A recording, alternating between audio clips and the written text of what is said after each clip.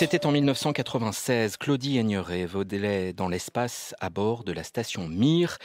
Elle était jusque-là la seule Française à avoir vécu cela. Il y en aura bientôt une autre. L'Agence spatiale européenne a présenté hier sa nouvelle promotion. Ils sont 6, un Espagnol, un Belge, un Suisse, un Britannique, 4 hommes donc, et 2 femmes, Rosemary Coogan et Sophie Adno, 40 ans, pilote d'hélicoptère, l'âme d'une exploratrice. Sophie Adno qui nous fait le grand plaisir d'être en studio avec nous aujourd'hui. Bonjour. Bonjour. Comment s'est passée votre nuit entre peut-être un peu de peur, peut-être beaucoup d'émotions, peut-être pas mal d'excitation? Est-ce que vous avez bien dormi? Oui, complètement. J'avais un petit peu de fatigue après la journée d'hier, donc je ne l'ai pas vu passer. Bon, Thomas Pesquet dit que parmi les difficultés les premières à affronter, il y a la médiatisation. Est-ce que vous, la prof de yoga, vous assumez cette médiatisation très tranquillement, ce basculement dans une nouvelle vie? Il n'y a pas que l'espace, il y a aussi cette forêt de micros et caméras qui était braquée sur vous hier. Oui, alors la médiatisation, on s'y attend quand on part sur ce chemin, sur ce métier. Mais pour moi, au-delà de la médiatisation, ce qui est important, c'est d'être là comme une ambassadrice, et Ah. d'être là pour inspirer les jeunes ou les moins jeunes d'ailleurs, mais à tout ce que fait le spatial pour nous. Donc l'aspect médiatisation, je le prends hyper sereinement, tout simplement parce que ça permet voilà, d'inspirer les gens. Eh ben, il y a une très très jeune auditrice au bout du fil. Elle s'appelle Ina. Il faut qu'on la prenne vite parce qu'elle va repartir à l'école. Elle a 6 ans. Bonjour Ina. Bonjour. Tu voulais parler à Sophie Adno. Oui. Bonjour Lina. Quelle est ta Je- question? Déjà, je vais me présenter. Je m'appelle Ina, j'ai 6 ans. J'ai 2 questions. La première, c'est quelle est votre planète préférée?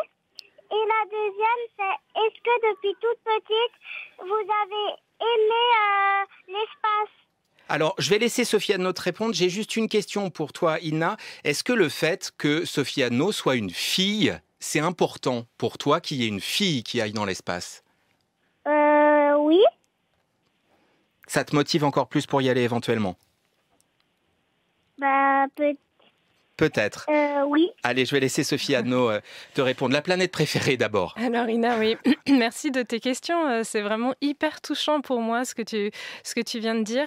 Alors ma planète préférée, sans aucun doute, c'est la planète Terre. Déjà parce qu'on est tous là sur la planète Terre, et puis parce que voilà, on est un peu sur notre véhicule spatial. Hein. La Terre, elle est dans l'espace et on est tous ensemble là dans cette même aventure.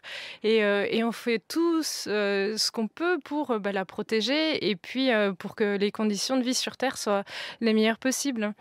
Ensuite, il y avait une question sur la passion. Est-ce qu'elle date de l'enfance, de la petite enfance? Et au fond, qu'est-ce qui vous fascine à ce point dans l'espace? On va voir que vous avez déjà une vie très remplie. Qu'est-ce qui vous fascine à ce point dans l'espace? Donc effectivement, Inam, la passion du spatial, elle est là depuis que je suis toute petite. Alors j'étais pas aussi jeune que toi, hein, mais je crois me souvenir que je devais avoir 8-10 ans et j'adorais regarder les étoiles, les belles nuits étoilées. J'adorais regarder le ciel aussi. C'est ce qui m'a motivée aussi pour partir dans le milieu de l'aéronautique. Mais oui, c'est depuis que je suis enfant que j'en rêve. Vous parliez du rôle d'ambassadrice tout à l'heure et vous avez dit dans les premières interviews depuis hier à quel point le fait que Claudie Aigneret, quand vous étiez adolescente, soit allée dans l'espace, ou même vous avez évoqué Marie Curie, le fait qu'il y ait eu des femmes qui puissent servir de rôle modèle, pour employer l'expression anglaise, était important. En quoi le fait d'avoir des modèles femmes est particulièrement important? Alors, c'est vrai que je pense que tout le monde a besoin de s'identifier, en Ouais. fait. C'est un peu comme quand on va voir un film, on a besoin de s'identifier à des personnages clés dans des films. Pour moi, dans la vie, dans mon parcours de scientifique, bien sûr, j'ai été très inspirée quand j'ai vu tous les décollages des astronautes, des spationautes français, les hommes qui sont les premiers depuis Jean-Loup Chrétien. Clairement, j'ai senti plus d'inspiration et plus de possibilités que ça puisse m'arriver un jour quand j'ai vu les parcours scientifiques féminins, en fait. Quand vous dites ambassadrice, au fond, ça veut dire quoi? Question très basique. Pour vous, ça sert à quoi un ou une spationaute? Ça fait quoi?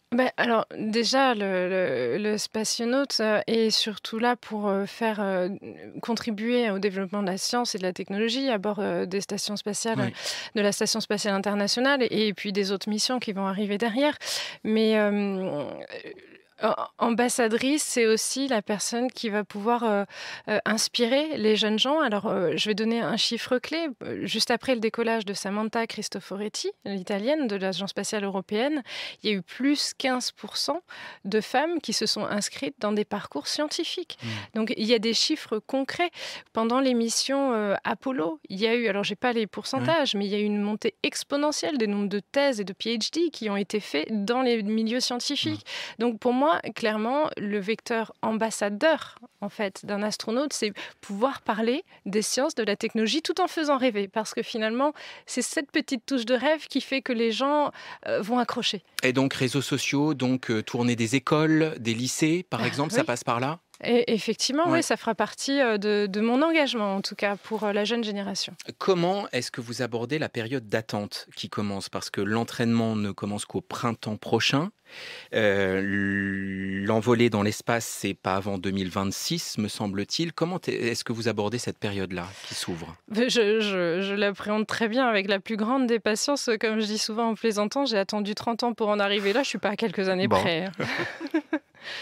Les tests psychologiques, en quoi ils ont contesté? Et ils ont consisté. Merci Sophie Becherel qui est pas loin de vous.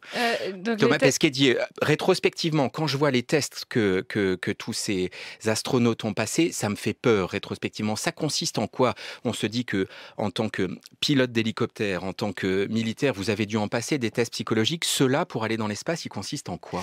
Effectivement, j'en ai passé quelques-uns, des épreuves, quelques-unes des épreuves de ce genre. La clé pour un équipage spatial, on va dire, ce sera de savoir qu'on peut travailler en équipe, dans un milieu sous forte contrainte et dans un milieu hostile, à opérer des machines complexes. Donc tout ça, ça fait que, en général, plus on est mis sous stress et plus on va dire les personnalités vont s'exprimer. Et l'idée pour l'Agence spatiale européenne dans cette sélection, c'est de voir comment on réagit sous stress en équipe.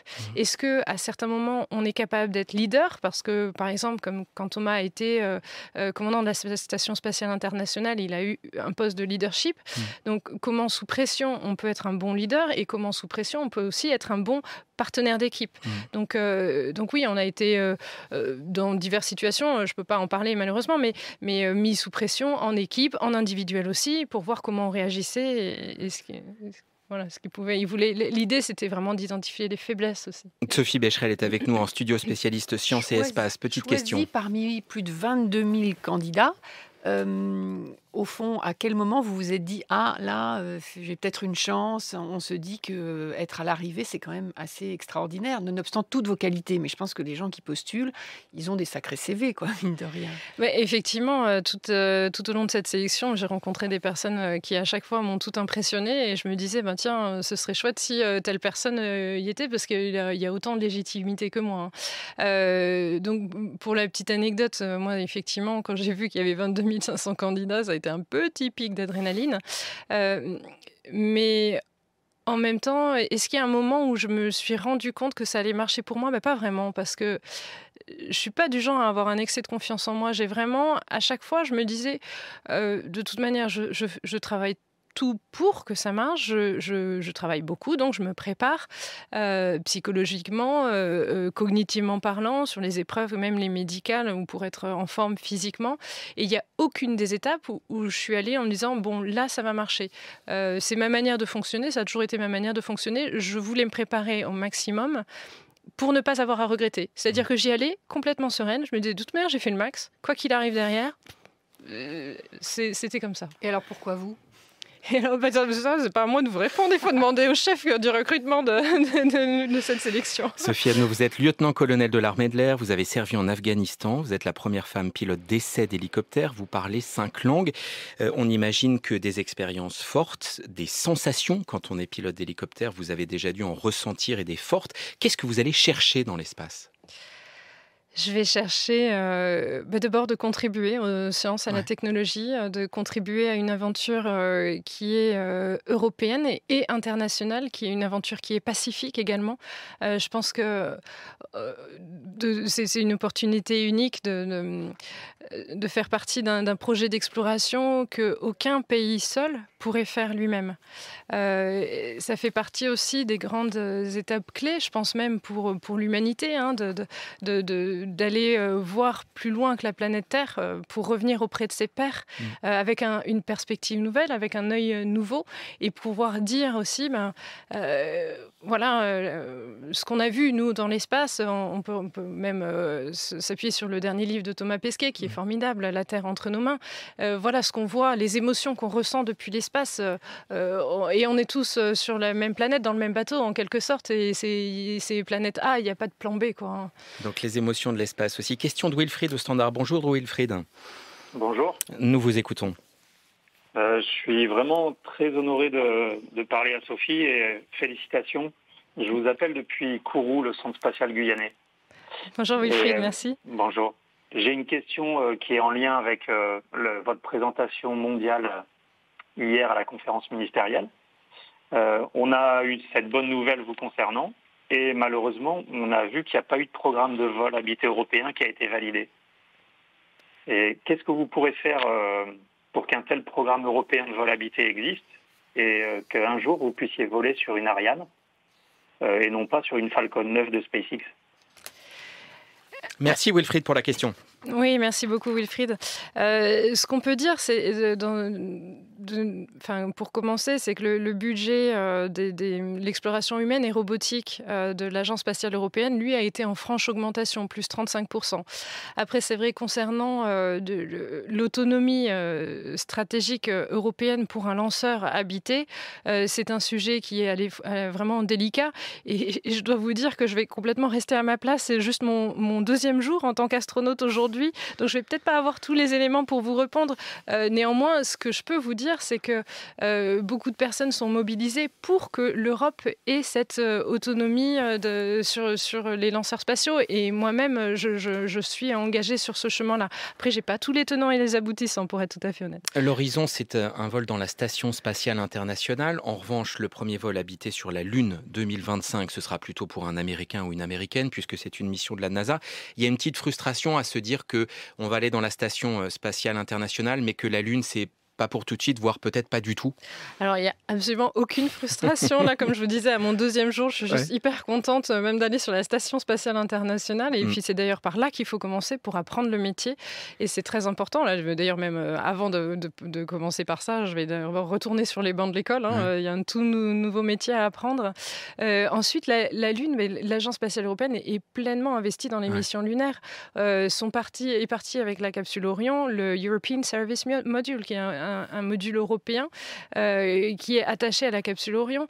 Et on aura des places de vol vers la Lune. Au moins 3 places sont réservées d'ores et déjà. Donc oui, la place pour un Européen ne sera pas la première place du vol de 2025 d'Artemis. Mais après, les places européennes arriveront. Donc il y a aucune frustration, tout est à découvrir. La dernière question, c'est une question que j'ai beaucoup entendue dans les couloirs de la radio ici depuis hier, sur le thème « Cette fille est lieutenant-colonel de l'armée de l'air, elle a servi en Afghanistan, elle a été la première pilote d'essai d'hélicoptère, elle parle 5 langues, elle est prof certifiée de yoga. Comment fait-elle ? Comment est-ce que vous avez... comment organise-t-on ses journées, sa vie, pour arriver à faire autant de choses à 40 ans ? Je ne sais pas pourquoi, c'est ça qui me revient en premier pour répondre à cette question. Mais j'ai une de mes très bonnes amies qui est prof de yoga aussi. Et elle me disait un jour... En fait, je crois que j'ai compris comment tu fais. Tu fais les choses avec le cœur et tu ne te poses pas de questions. Je ne sais pas plus vous dire que ça. Et le yoga, ça vous apporte quoi, là, dans le cadre de cette expérience ? Ça m'apporte beaucoup de sérénité et d'être ancrée. Oui.